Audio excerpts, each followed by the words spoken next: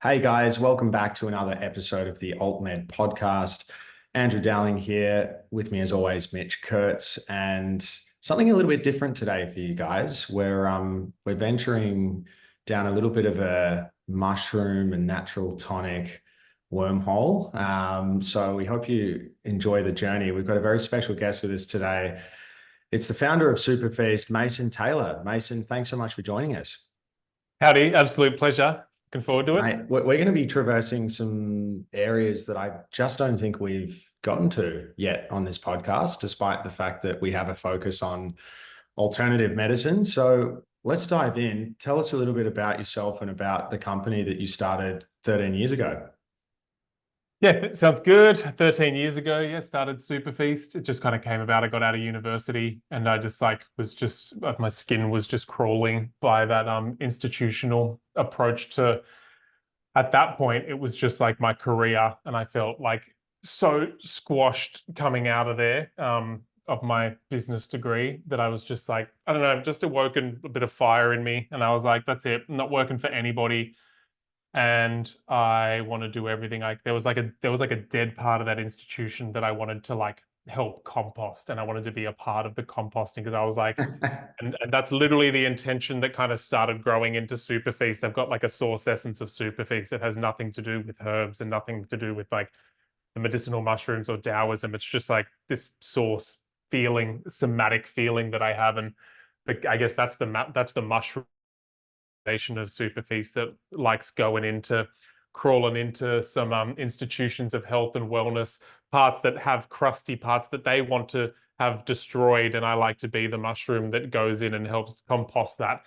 And likewise, I get infiltrated as a business sometimes, as parts of my business that need to die, and I have the bloody, whatever the Australian tax office tell me, no, you can't do things that way anymore. And I learned how to grow up. So I like to think I'm in a symbiotic relationship with the market, but one that's definitely a little bit more forthcoming. So yeah, I just didn't want a job, work for anybody. And I was just like, right, I'm just going to jump into like the kind of like what I was into at that time, which is like tonic herbalism, herbs, mushrooms, superfoods, those kinds of things that had like a cultivation of health with like a decades long focus rather than symptomology, rather than just the very justifiable awareness of paranoia of pollutants and the immediate forces that were going to create disease in our body. Although I like addressing those, I really liked looking at stacking the odds in favor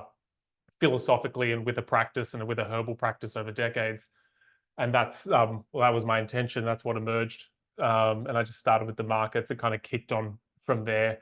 My scallywaggery, reluctant entrepreneurial approach just somehow kept on snowballing, and it's become a business that's like legit. And just even this week, I'm just kicking more goals and just bringing more of that like trippy source essence, like real that somatic aspect of what we're trying to really contribute really long term. Some real things that I just do not put forward facing because I just don't think the market needs to hear about the deepest intentions, but really training the team and having a team kind of understand what we're doing before we even get to the what of like, yep, medicinal mushrooms, these adaptogens, these tonic herbs, the Taoist philosophy, that thousands and thousands of year old philosophy that sits behind those herbs, that teaches us about like how to relate to our body and our energy and our spirit in a sense of cultivating it and relating to it and protecting it, rather than just preventing things going wrong or just treating symptomology. So yeah, it's grown to be a pretty cool little business. We're international now, keeps on going, we've maintained all of the uniqueness, thankfully. And we're at a stage where we're ready to get like, we're just like kind of like armed to the teeth with our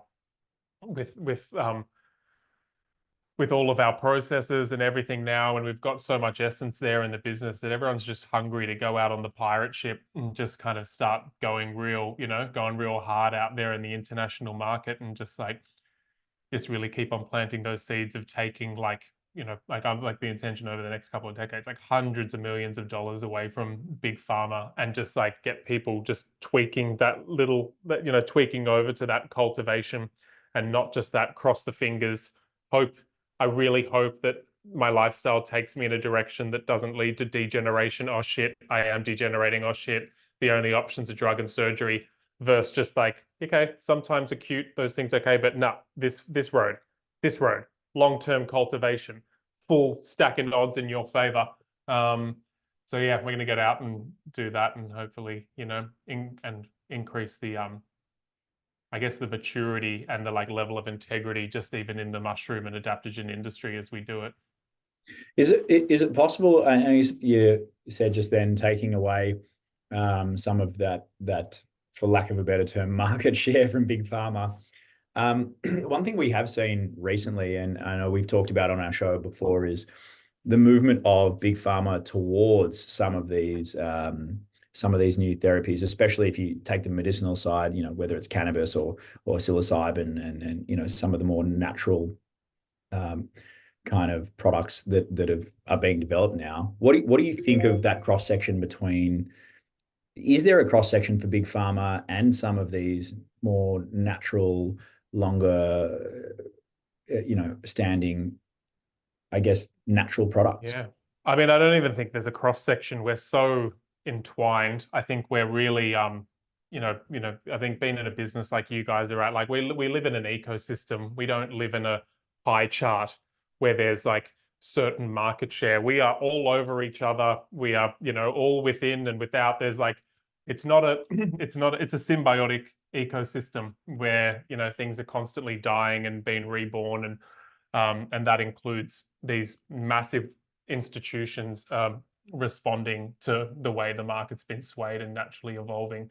And I don't even think it's good or bad. I think it's the reality. I think it's why it's important for businesses like mine and yours and the size that we are to stay really agile. And as these businesses, like I think sometimes it's like it hurts when you put so much energy into like, say, like medicinal mushrooms or cannabis or psilocybin or whatever it is. I know where it is for me. And then all of a sudden you see the big boys go like, shit, that's not bad. Like I'm going to start getting in on that. And then I've watched it in myself a couple of times where I've been like, no, like that's mine. And it's a really poor approach as a business. It's a real stagnant machine-like approach to a business. But Superfeast is an organism, and I like to be always ready for that. Like what happens when these guys turn and they start adopting that? It's like, well, that was the mission all along. And that's why I try and remind myself Superfeast has nothing really to do, like the fruit of the tree is the products, the mushrooms, the adaptogens. The products have really nothing to do with the root system that is Superfeast and its essence and what its purpose is. And so I try and make sure I'm always thinking about that and where that would push me to evolve to next and where I'd, go and further hyper specialize. I kind of live in that space. So I think the other thing I really like about when that happens is because these businesses are responding to demand, which is what they're there to do. They're not very intelligent in terms of like, spiritually, emotionally. They're not very intelligent in terms of tapping into what perhaps is behind the collective intelligence of humanity or the collective intention we have for humanity. They're kind of what I call weekend at Bernie businesses. They have no soul, but they hold up this dead soul essence of a company. This is the purpose to be like, make everyone healthy. And it's like, that's just, you've just put a pair of sunglasses, which is their mission statement. It's only got, that's not actually living. It's not a living essence, like root system that they can tap into and then product develop and innovate and revolutionize. So I do think I see businesses like mine get to particular points and stagnate, and they let go of the essence and not just the why bullshit purpose statement, to make everybody healthy. Like that needs to be like, I've got 8 pages of like writing of where Superfeast came from, and you can feel it. And that's where my marketing comes from. I'm like, see how you feel when this part comes up, see how you feel here. We'll never stop innovating. And it's literally no problem if our mushrooms get taken, get taken away from us. We can so easily innovate from that space. And until the problem for me competitively will be when those big businesses actually do some soul retrieval and they start, which is the ultimate intention. I don't when they think that's going to actually happen start, anytime soon, Mason. I got to tell you, No. looking at the way a lot of those businesses run, I don't think it's part of the DNA soul searching. But I really liked the phrase you referred to earlier as stacking the odds in your favor, and this kind of idea that the health as we know it so often is reactive and responsive to symptomology. And you touched on this earlier. I'm curious to know a little bit more about, I guess, the science of natural tonics and the mushrooms when we're talking about it in a sort of preventative health context. Can you take us through some of that? I'm really, really keen. I know some of our listeners will be super keen to know as well. Awesome. I mean, yeah, in terms of the science and behavioral science and the psychology of knowing ourselves, I think it's important to start with like knowing we're not going for idealism when it comes to preventative lifestyle. I think that is the biggest suck on, maybe extremist. Like I've been extreme into health. I don't know if you guys have been into, like, you've got the pinnacle. You actually got the pinnacle diet, the pinnacle lifestyle, and it's ideal and everyone's envious of it because it just screams A beacon of good. theoretically you're going to make it and to be an immortal, and it's like nothing is more boring. My God, get me away from those people at parties. I've been one of them. It's just like nothing sucks the fun out of life more than someone hitting that theoretical perfect place of health, of pure prevention. And likewise, nothing induces more anxiety and depression for someone that thinks that's the only way to approach this prevention. So just remembering when we go into this, we're not just like the science says, just focus on adding things in. Don't worry about like the habits that you have now, or the tendency. I still like relying on my doctor. I still like doing this. I'm still on these drugs. I'm still like whatever.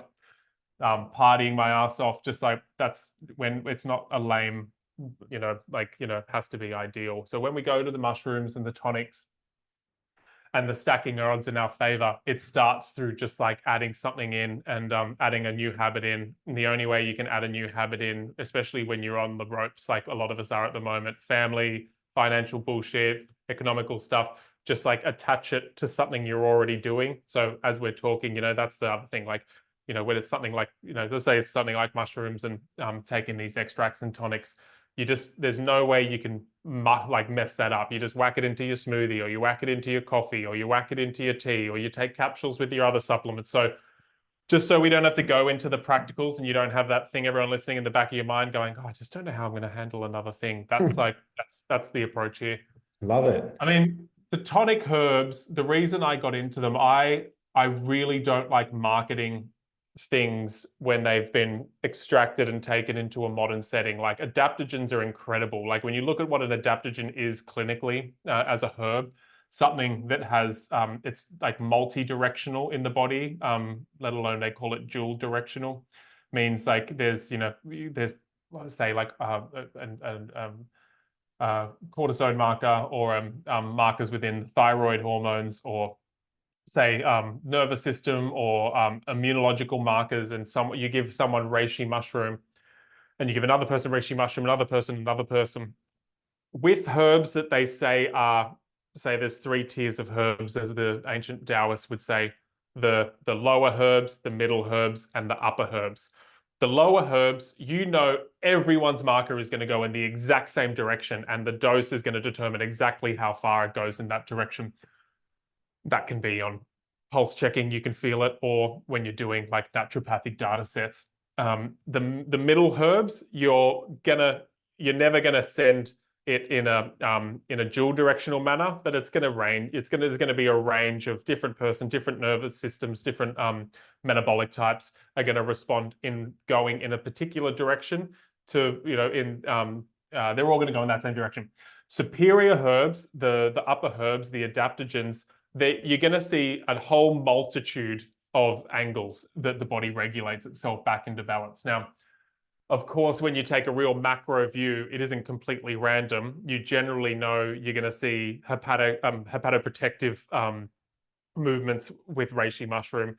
You're going to see certain respiratory markers move in a particular direction. You're going to see the immune system regulate itself. So you know what the ballpark is, and you can kind of like measure giving reishi to people, and you can see by their results, okay, yeah, those 10 people have had reishi mushroom, but their immune system, some markers have gone up, some have gone down. Same with cortisol. It's not all going to go down. Some of it's going to go up. Some of it's not going to move at all.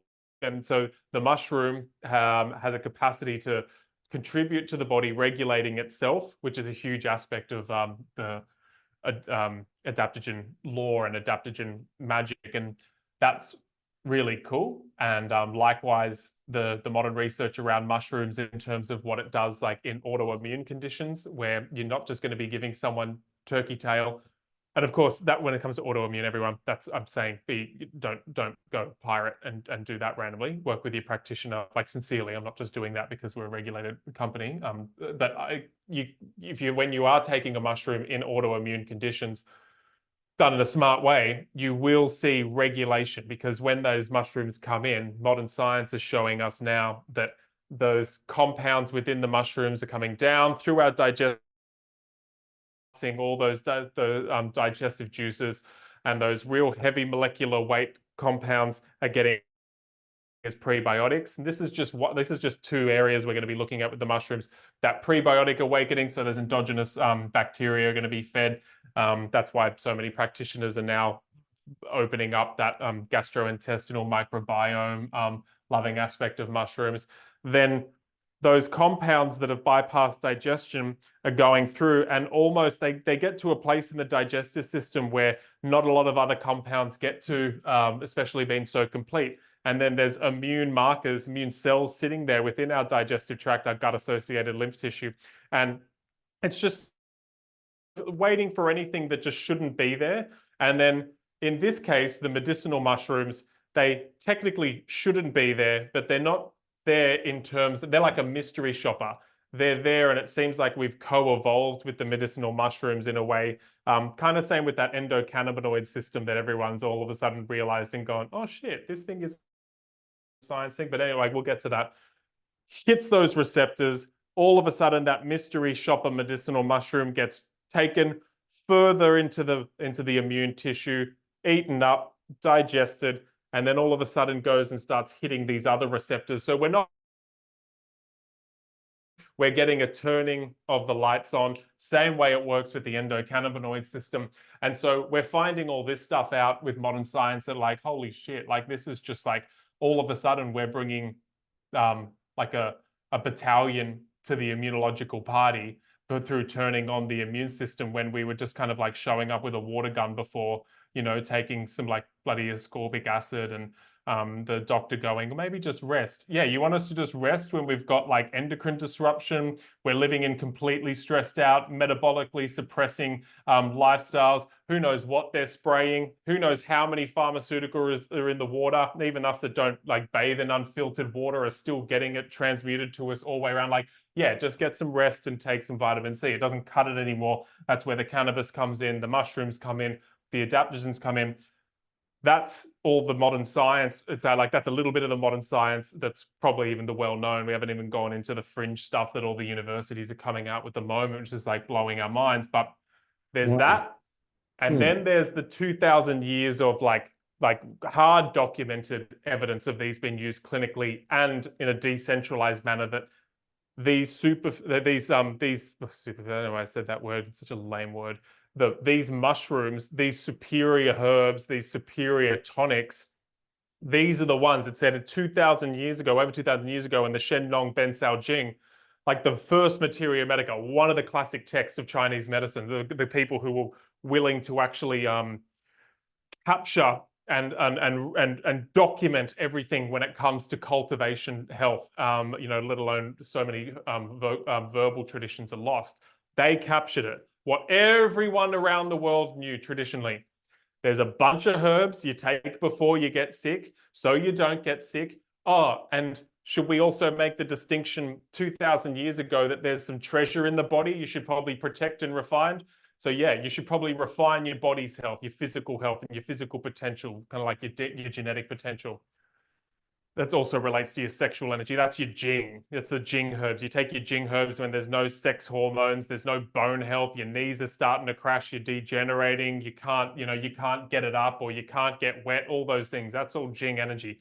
2,000 years ago, it's saying you take these herbs and likewise do these practices to protect that Jing and then refine that Jing. So you become a rad 80-year-old, 90-year-old, 100-year-old. You're not dragging yourself to the finish line, just like surgeries and drugged up to the nines. Because how is you?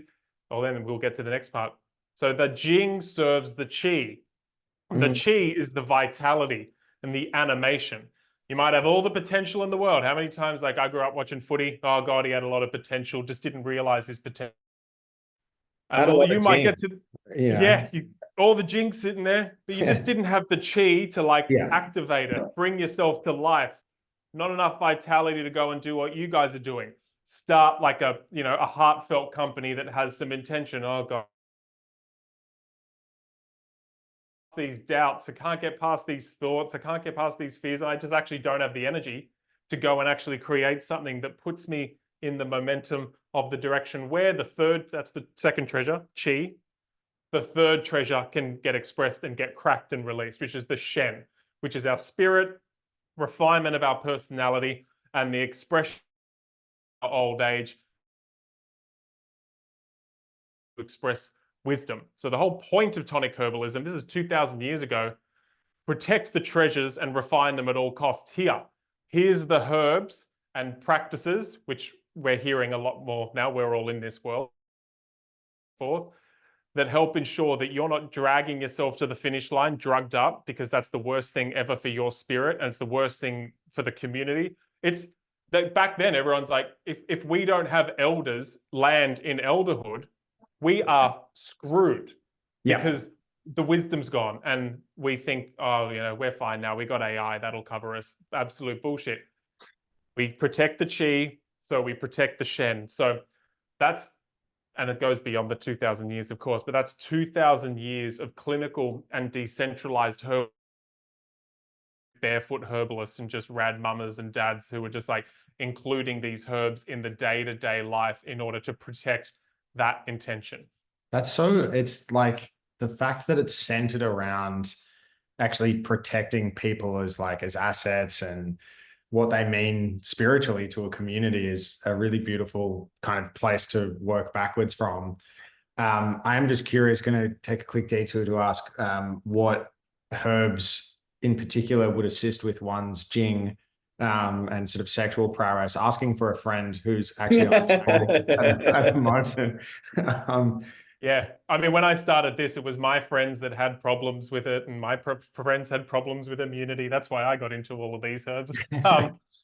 So we'll go for the big hitter. The Jing herbs are they're very precious in Taoist tonic herbalism, because it's where everyone starts. Because if you don't have the wax of the candle sorted, then you're gonna deteriorate really quickly. So the big libido hitter is deer antler velvet. And that's the velvet that grows every year off the deer and gets harvested, and that gets powdered. That's like the deer, that antler is, they say, the fastest growing appendage on any mammal until us guys take deer antler, of course. And then we overtake that. That checks out, to be honest. I can see Mitch just furiously scribbling notes down in the mail. And that's the one. I think we'll be okay. That's the one when there's like there's nothing actually in the tank, because the Jing is the fuel in the tank, right? So that's an animal herb that I get in the range just to kind of like really crack it open. But the Jing herbs, like I've got a few individual Jing herbs. There's some other famous ones out there. The Jing blend is probably like our most the formula that has the biggest cult following. Lifesaver. So that's like the herbs like Eucommia bark, Eucommia.